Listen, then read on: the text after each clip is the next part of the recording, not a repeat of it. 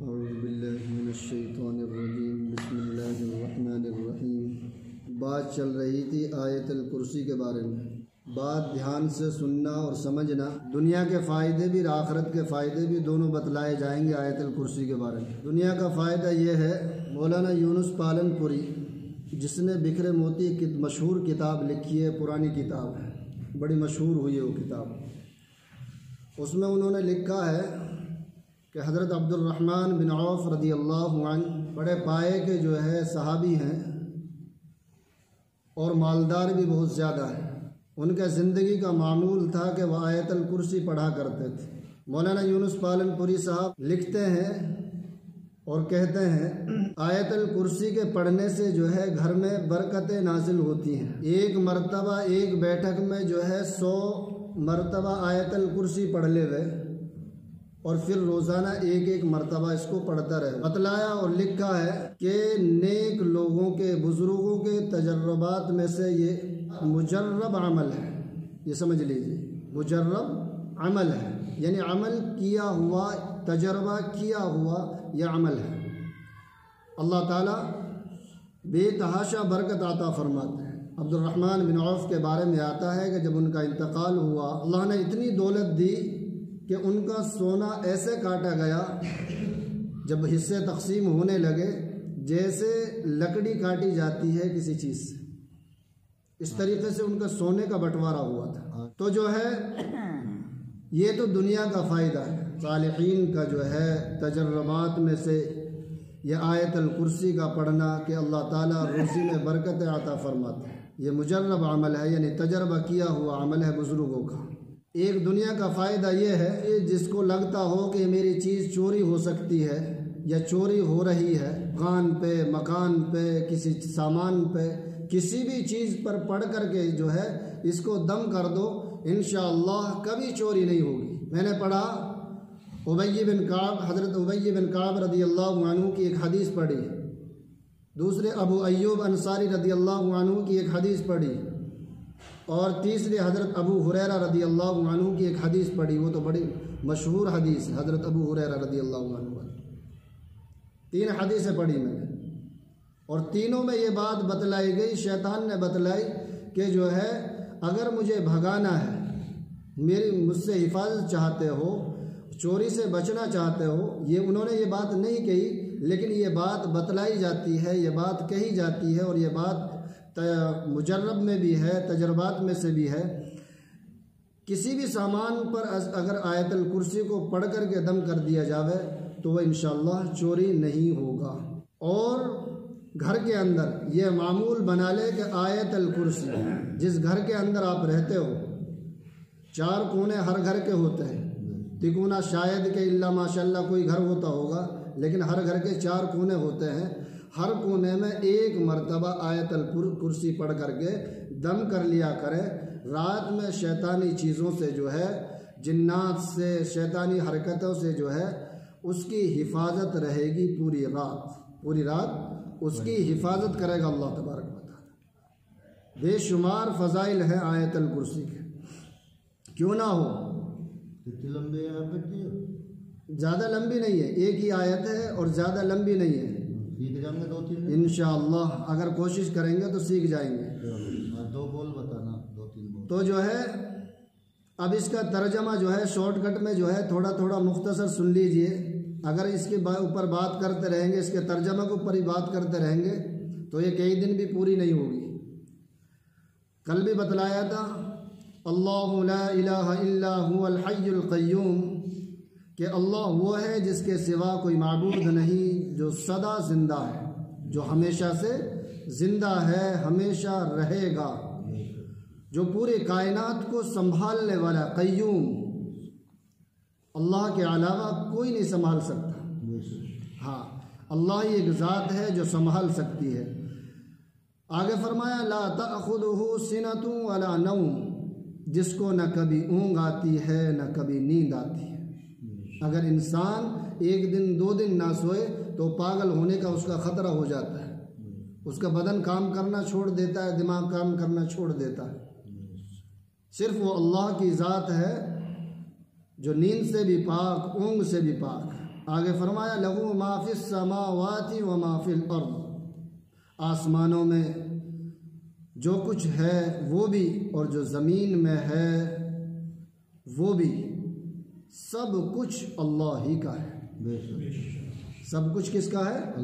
اللہ ہی کا ہے، یعنی ہر ایک چیز پر اللہ ہی کا اختیار ہے، اور ہر ایک چیز اللہ کی قدرت سے چلتی ہے، اللہ کے حکم سے چلتی ہے، ایک بھی چیز ایسی نہیں۔ اس لیے پہلے صفت بیان کی، اللہ کو جو ہے نہ موت بھی نہیں آئے گی، ہر چیز کو سنبھالنے والا اللہ، نہ اسے نیند آتی ہے نہ اونگ آتی ہے، اس لیے پہلے فرمایا گیا ایسی ہی وہ ذات سنبھال سکتی ہے ہر چیز کو جس کے اندر یہ چیز ہو، وہ اللہ کی ذات ہے۔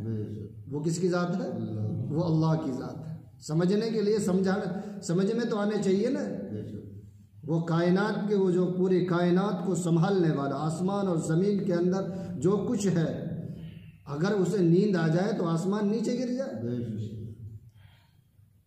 ہے ساری چیز تہس نہس ہو جائے، سورج نکلتا اللہ کے حکم سے نکل رہا بھائی، ہوا بند ہو جائے تو دنیا ختم ہو جائے، تو یہ ساری کی ساری چیزیں جو زمین میں ہے، آسمان میں ہے، وہ سب اللہ کے اختیار میں ہے، وہ سب اللہ ہی کی ہیں۔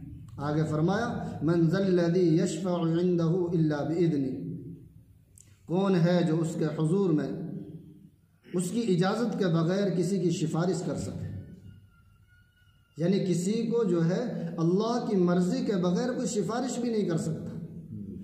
اگر اللہ کسی کو اجازت دیں گے تو وہی سفارش کر سکے گا، باقی اللہ کے علاوہ، اللہ کی مرضی کے علاوہ، اللہ کے حکم کے علاوہ کوئی جو ہے سفارش بھی نہیں کر سکتا۔ آگے فرمایا یعلم ما بین ایدیہم وما خلفہم، وہ سارے بندوں کے تمام آگے پیچھے کے حالات کو خوب جانتا ہے،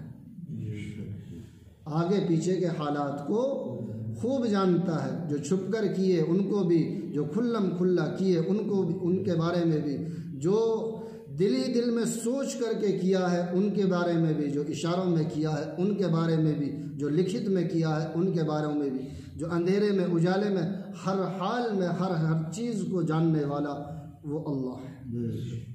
کسی کو خبر نہیں ہوتی، ہمیں خود خبر نہیں ہوتی میری بیوی کیا کر رہی ہے، ہمیں خود خبر نہیں ہوتی میرا بھائی میرا بیٹا کیا کر رہا ہے، وہ اللہ ہی کی ذات ہے جو ہر حال میں ہر ایک کے حالات کو، آگے پیچھے کے سارے حالات کو جاننے پر قادر ہے۔ آگے فرمایا وَلَا يُحِيطُونَ بِشَيْءٍ مِّنْ عِلْمِهِ إِلَّا بِمَا شَاءَ، اور وہ لوگ جو اس کے علم کی کوئی بات اپنے علم کے دائرے میں نہیں لا سکتے، اور وہ لوگ اس کے علم کی کوئی بات اپنے علم کے دائرے میں نہیں لا سکتے سوائے اس بات کے جسے وہ خود چاہے، یعنی اللہ کی ذات ایسی، صفت سمجھو اللہ کی کیسی، اللہ کی صفات ہیں جو بیان کی جا رہی، خوبیاں ہیں، وہ اللہ ہی کے اندر پائی جا سکتی ہے اور کسی ذات کے اندر نہیں پائی جا سکتی اللہ کے علاوہ، چاہے وہ کوئی بھی ہو۔ اس میں یہ بات کہی گئی اگر اللہ کسی کو جنانا چاہے، کسی کو بتانا چاہے تو وہ آدمی جان سکتا ہے، اسی کو ہی پتہ چل سکتا ہے، اللہ کے علاوہ کسی کو پتہ نہیں چل سکتا۔ اسی طریقے سے آپ صلی اللہ علیہ وسلم پر ایک مرتبہ وحی بند ہو گئی، آپ نے وعدہ کر لیا لوگوں سے کہ میں کل بتلا دوں گا، لیکن جو ہے وحی بند ہو گئی، وحی نہیں آئی تو آپ صلی اللہ علیہ وسلم نہیں بتلا سکتے۔ جیسے قرآن کریم میں دوسری جگہ آتا ہے میں وہی بات بتلاتا ہوں جو اللہ مجھے بتلاتا ہے۔ ہر آدمی، ہر انسان، جنات ہو انسان ہو، وہی جان سکتا ہے، وہی پتہ کر سکتا ہے جس کو اللہ جنوانا چاہے، ہاں جس کو وہ خود چاہے۔ آگے فرمایا وسع کرسیہ السماوات والارض ولا یؤودہ حفظہما وهو العلی العظیم، اس کی کرسی نے سارے آسمانوں اور زمین کو گھیرا ہوا ہے، یعنی اللہ کی کرسی اتنی بڑی ہے، اتنی بڑی ہے کہ زمین و آسمان، اس کے اندر جو ساری کی ساری چیزیں ہیں، ساتوں آسمان، زمین، یہ ایسے لگتی ہے جیسے بہت بڑا ایک میدان ہو، اور میدان کے اندر انگوٹھی کا ایک نگ ہو اور وہ ڈال دیا جائے اس میدان کے اندر، اللہ کی کرسی کے سامنے ساری چیزیں ایسے لگتی ہیں، سمجھنے کے لیے، سمجھانے کے لیے باتیں ہیں، اور حدیث پاک میں بھی یہ بات ہے جس کا مفہوم ہے۔ کچھ اس طریقے سے رسول اللہ صلی اللہ علیہ وسلم نے ارشاد فرمایا، اور ان دونوں کی نگہبانی سے اسے ذرا بھی بوجھ نہیں ہوتا۔ ان دونوں کی نگہبانی سے، آسمان اور زمین کی نگہبانی سے، اور جو اس کے اندر ساری کی ساری چیزیں ہیں، ان سے اللہ کو ذرا بھی بوجھ محسوس نہیں ہوتا۔ وہ بڑا عالی مقام اور صاحب عظمت ہے۔ اللہ صاحب عظمت ہے، بڑا عالی مقام والا ہے۔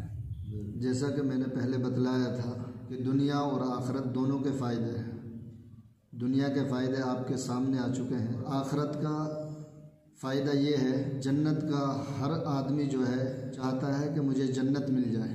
ہر فرض نماز کے بعد جو آدمی ریگولر پابندی کے ساتھ میں آیت الکرسی پڑھتا ہے، اللہ تعالیٰ اسے جنت عطا فرماتے ہیں۔ یوں آتا ہے، حدیث پاک کا مفہوم ہے، جو آدمی فرض نماز کے بعد پابندی کے ساتھ میں آیت الکرسی پڑھتا ہے، جنت میں جانے سے صرف اس کی موت بیچ میں ہے، موت تک جو ہے وہ جنت میں نہیں ہے۔ موت آنے کے بعد اسے جنت کی ہر آرام، ہر چیز اسے نصیب ہونی شروع ہو جائے گی۔